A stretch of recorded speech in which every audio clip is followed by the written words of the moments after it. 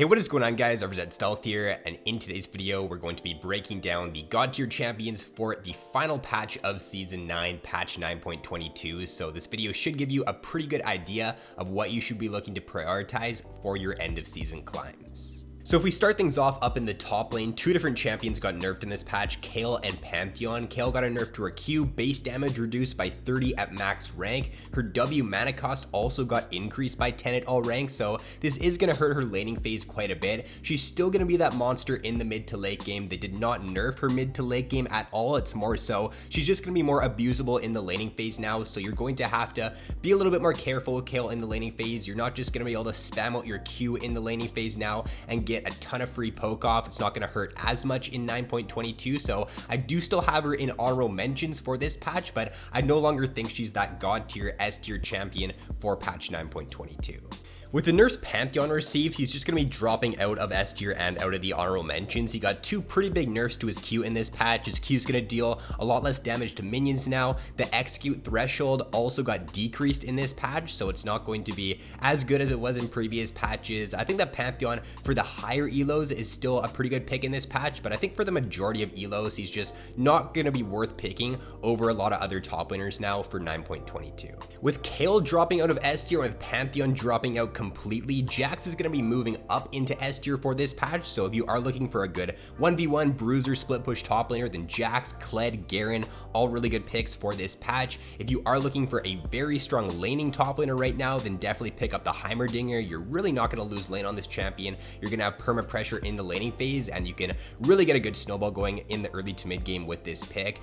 And then for the honorable mentions there, looking pretty similar to where it was last patch, but Kayle is going to be taking up a spot, and so is Quinn. The Quinn pick is something that I think is a very good pick in the meta, and it's just not being played a ton right now, which is kind of understandable because Quinn is always a very low pick rate champion. But with the meta how it is right now in the top lane, with Garen being played a lot, with Darius, Renekton, just very good matchups for Quinn in the top lane. She does great into those low mobility bruiser top lane champions that she can just kite out very easily with her E and with her Q in the laning phase. And if you get ahead on the Quinn pick, she also has the ability to very easily influence the map, so you not only win your lane on the pick, you can also do a great job at winning other lanes as well. And then for the jungle, not too much to say here for 9.22. The only champions that got buffed in this patch, or the only champions that got changed for jungle, were Sejuani and Sylas, and the buffs they did receive were pretty negligible for the most part. They're not gonna be enough to bump them up into S tier or to even bump them up into A tier. I still think Sejuani and Sylas,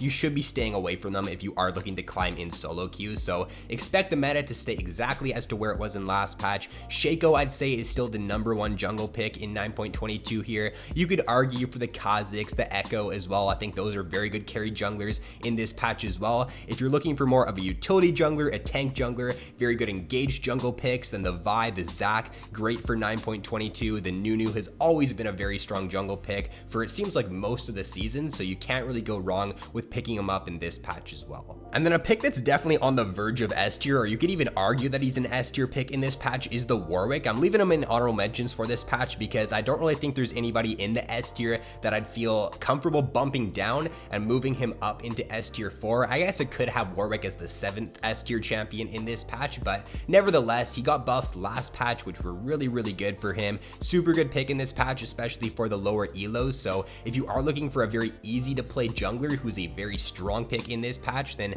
definitely consider picking up the Warwick. And then moving on to the mid lane now, the only changes really are going to be Kayle dropping out of S tier. So Kayle was just such a strong pick in previous patches that you could even throw her in the mid lane and she could still do very well there. But with the nerf she did receive, she's now going to be dropping out. To replace her in the S tier is going to be the Rumble pick. Very underrated mid lane champion, very strong early to mid game. If you're looking for a pick that can take over the early to mid game, then definitely look to pick up Rumble. I think for the lower elos, he's even stronger because a lot of people probably have never played against this champion. They're not going to expect the damage output that he has in the early game there, so you should find yourself getting a solo kill pretty much every single game with this Rumble pick in the mid lane. The rest of the S tier is going to stay very stable for this patch, so very safe, reliant picks in Mouse and Ahri that you can pick up if you're looking for more of an assassin pick, if you want to be able to influence the early to mid game a little bit more and get a good snowball going, then picking up the Fizz, the Talon, or the Zed are great choices for this patch. And then for the auto mentions there, Galio is going to be taking up a spot for this patch. I think that Galio, ever since the buffs he did receive a few patches ago, has been a very underrated pick in the mid lane. He does do very well into a lot of assassin picks. He can do good into the Yasuo, good into the Fizz, the Echo. We've seen a lot more Echo being played in the previous few patches here after his buff. So I just think into a lot of meta matchups right now, you can have great success with the Galio pick. For the rest of the auto mentions there, Orianna, another very safe, reliant mid lane pick. Really good pick to play if you're new to mid lane and you're just looking to learn the role. For the Echo, the Katarina, and the Caston, very good assassin picks, but their early games aren't as good as the champions in the S tier or the assassins in the S tier, and they also don't have the best of matchups right now in the mid lane. A lot of matchups you can look to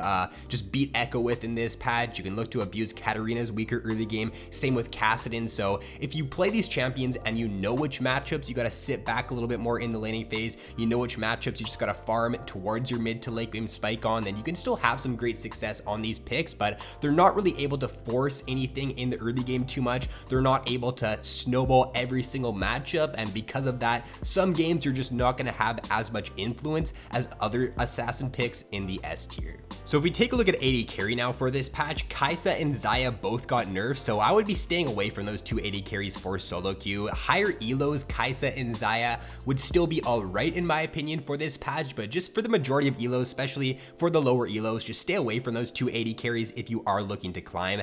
Ashe also did get a nerf in this patch to her W. The mana cost did end up getting increased on it, but if you're just going for the Essence Reaver setup on Ashe, Essence Reaver Rush, then I really don't think it matters too much for her. It does hurt her laning phase, obviously. It makes her poke potential in the laning phase a little bit weaker, but if you're managing your W a little bit smarter in lane, if you're just not spamming it and missing it whenever it's up, then you should still do fine with Ashe in this patch. I do still think she is a very good AD carry pick.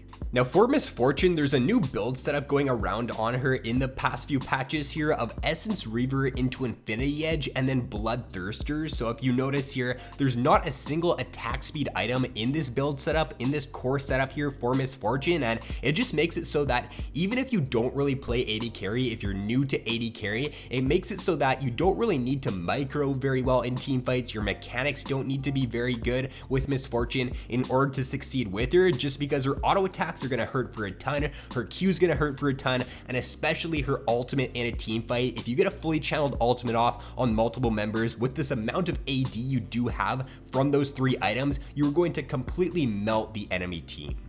Now for the auto mentions, with the way the support meta is kind of shifting in this patch right now, the Kog'Maw and the Vayne are two picks that get a little bit better. So we did see a nerf to both Blitz and Nautilus in this patch. I think the nerf to Nautilus is the more significant one for sure, and with that nerf there, we're going to see more heal shield supports get slightly indirectly stronger in this patch. So the Lulu there paired up with the Kog'Maw, very good pick. You can pair him up with the Soraka, the Nami, the Janna, and with those kind of supports getting better, it does make it so that these weaker early game AD carries can have a bit of a easier time in the laning phase, just getting through their weaker points, scaling into their mid to late game to where they can really start to shine. Kog's early game, to be honest, isn't even all that bad. When you think of Kog, you usually do think of a very good scaling AD carry, a very good mid to late game AD carry, but especially with the buffs he did receive in last patch, his E and his Q base damage both getting buffed, if you can hit those in the laning phase consistently, your damage output does get a lot better right now, and especially his extra range from his W there.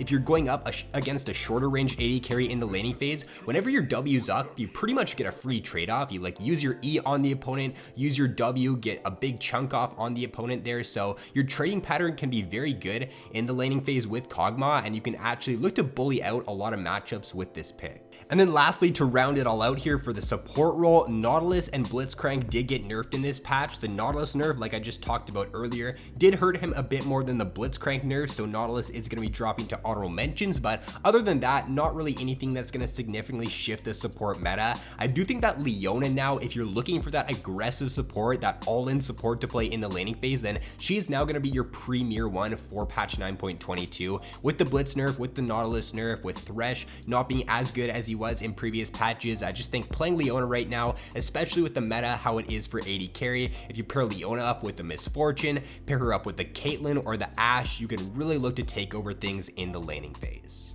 And then for the Shaco pick, more of a cheese pick down in the bot lane, but still a pick that you can have very good success on if you know how to play it well. The opponents a lot of the time are not going to know what this champion does. They're not going to expect his all-in potential in the laning phase. They're not going to respect his poke damage from his E combined with Scorch and Comet. So especially if you are going up against a melee support, you pretty much have free reign in the laning phase to just walk up to the enemy AD carry, use your E on them whenever they are going for CS. And if you just repeatedly do that, you chunk them out. Once you hit level 3, you can look for an all-in there with your Ignite, with your execute damage from your E. So he does have a surprisingly good all-in, and especially once you do hit your level 6 there, if you know how to control your clone well with your ultimate, then the amount of utility and the amount of damage you do have with your ultimate there at level 6 is really good.